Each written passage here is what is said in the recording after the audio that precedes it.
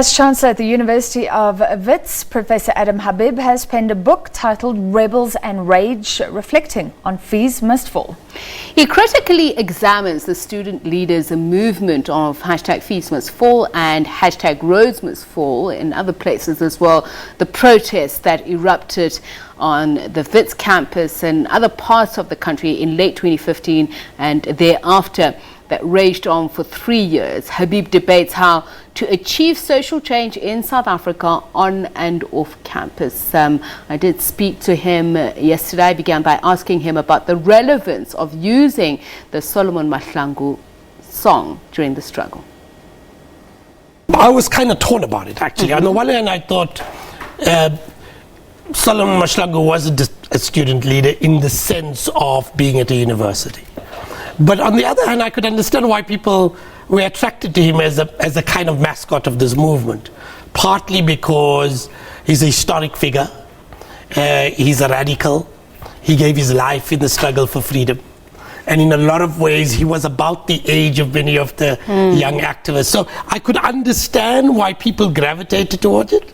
But at the same time, it wasn't an exact fit, and I could understand it. We ultimately, by the way, renamed what used to be Senate House Solomon Mahlangu House now, yes, and it subsequently, as in honor of that moment. So did you not think that maybe there was a link in terms of where the student, what, as you were saying, the image that they're trying to conjure up, but perhaps even sentimentally how they were thinking about? So as I said, at one level I understood it. I could understand it. I didn't think it fitted perfectly because he wasn't a figure of the university movement. But on the other hand, to be fair to the students, he was a historic figure, and that's who they kind of identified.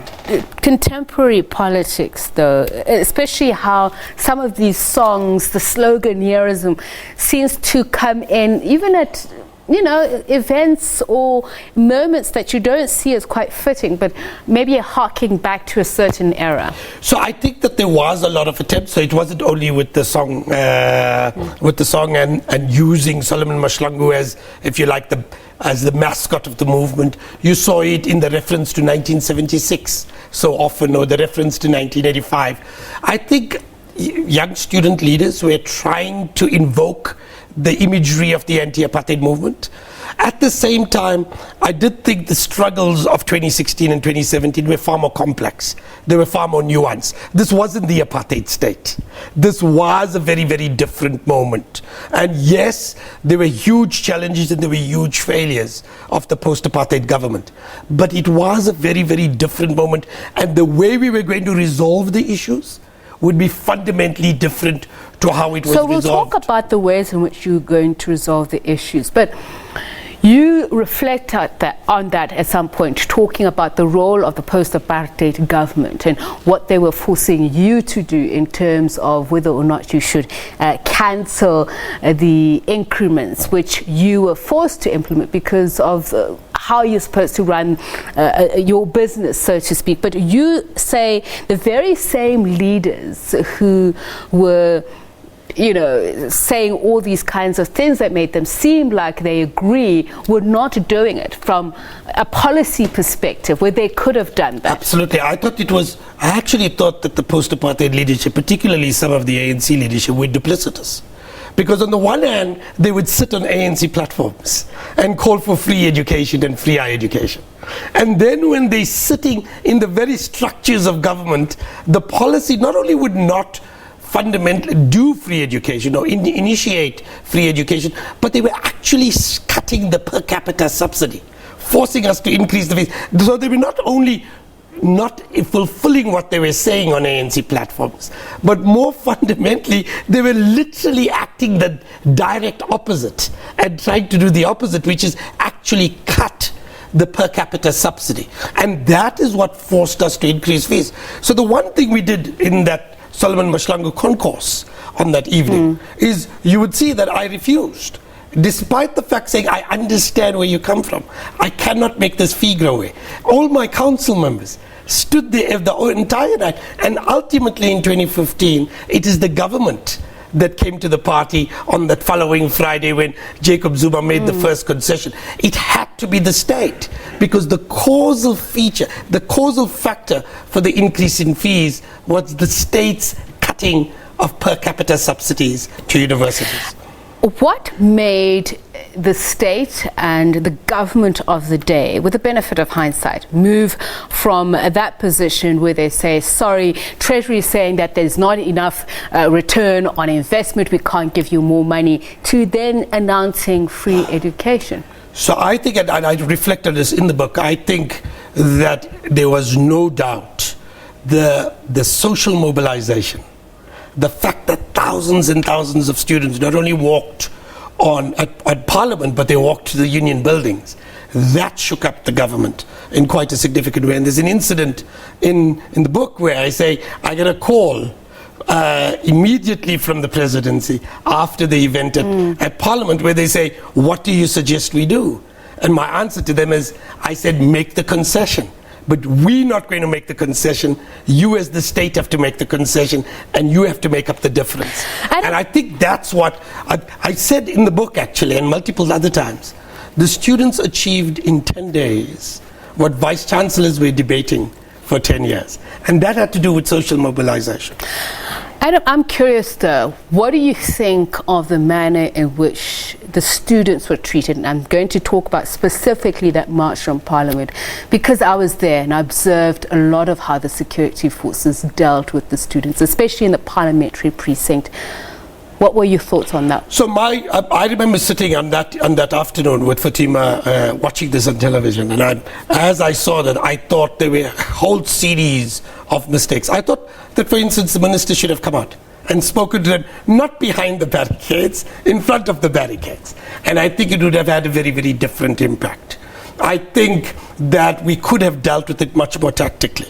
Now, you do know I've been very critical of the students in other occasions when they burnt infrastructure. But I do think on that moment, there could have been greater political leadership that brought that movement, got it measured, got an engagement going. I thought we didn't have to do. But it gave me the chills to see security officers put their boots on the necks of students who were lying on the ground with their hands up saying, I'm not resisting. Yeah.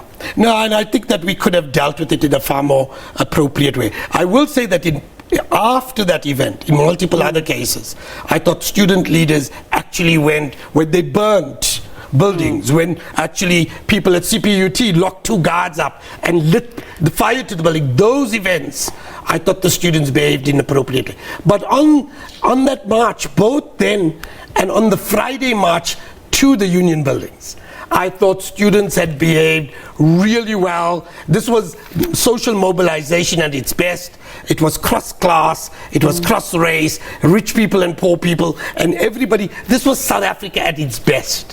What worried me on the Friday is when there were the attempts to burn down the toilets at the Union Building, and when that had become violent, and subsequently when the movement politically factionalized. I found that really problematic. Okay. I want to talk about factions, but I want to talk about the student leaders, because you give an account of your relationship with all of them who were the faces of the movement, as you called it. Vuyani Pambo, Mcebo Dlamini, Shaira Kala, Nompendulo.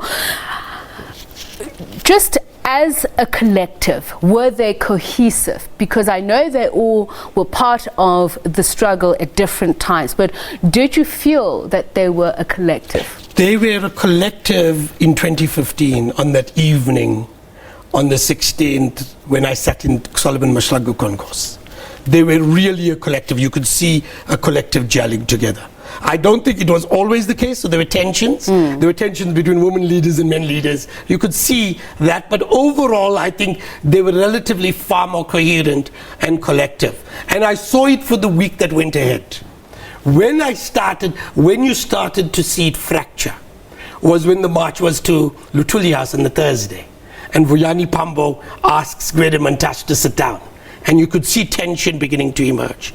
And then the following week, when the movement splits, after the Friday evening, and at the evening of the Friday evening, there was this rumors about Sisulu Shaka Sisulu having come onto campus and trying to get control over the movement and meeting the PYA. The following week, when actually other movements started to factionalize and start getting violent, you began to see a fracturing of that movement. And in 2016, it never recovered.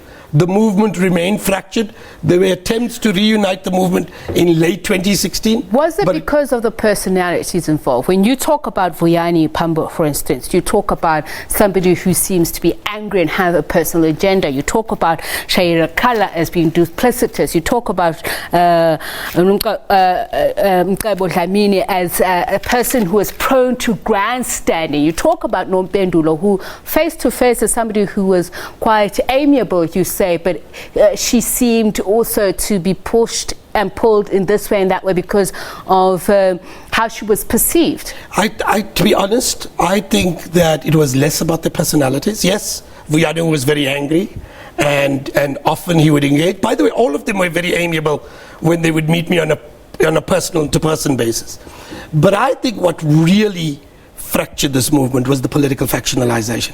What had happened after the success of that Friday is political parties decided to get their clutches into this movement. Everybody wanted to claim this as the great success story.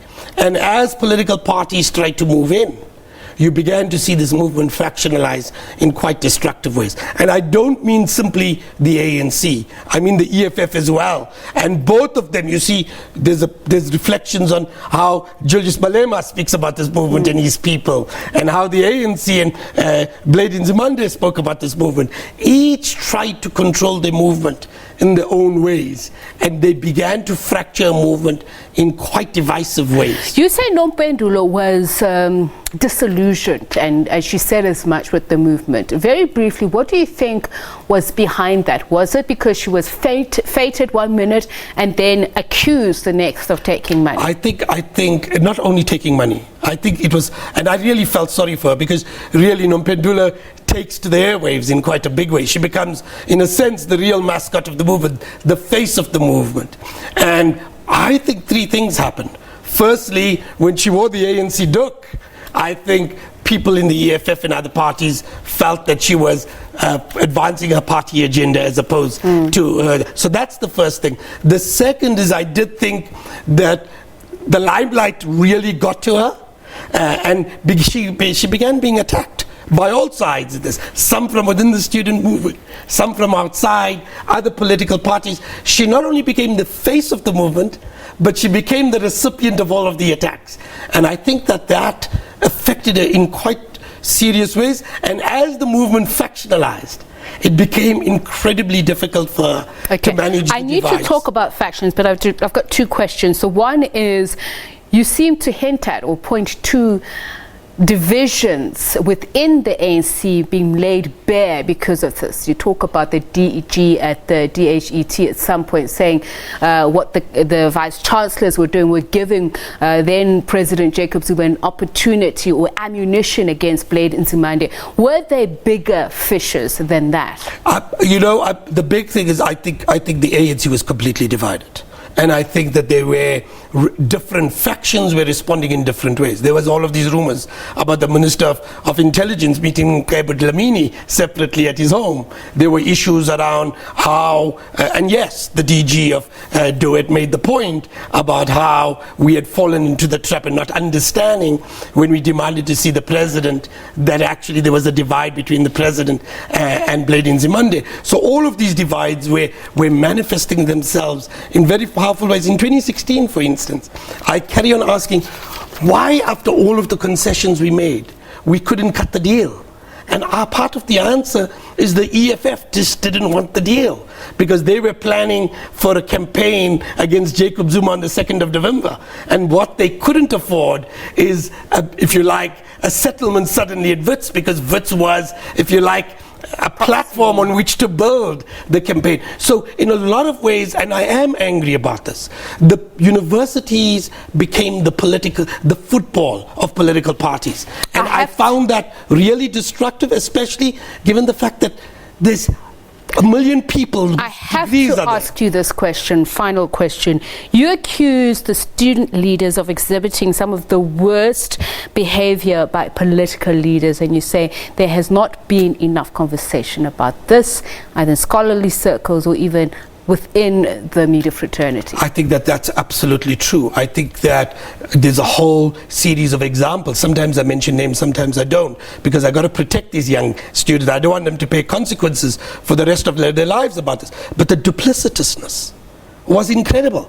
I met people in the Hyatt, they said they were not meeting me. They met me at Hyatt. They blew up an alcohol bill for 2,000 rand. I had people saying, we do not want to write exams, and quietly come to my office and say, can we write exams quietly in your offices? The duplicitousness was shocking. And frankly, I do think if we are interested in a more progressive outcome to our struggles, then we need an ethics of struggle. And I think we need to reflect that. Not only them, but all of us need to reflect on the ethics of struggle.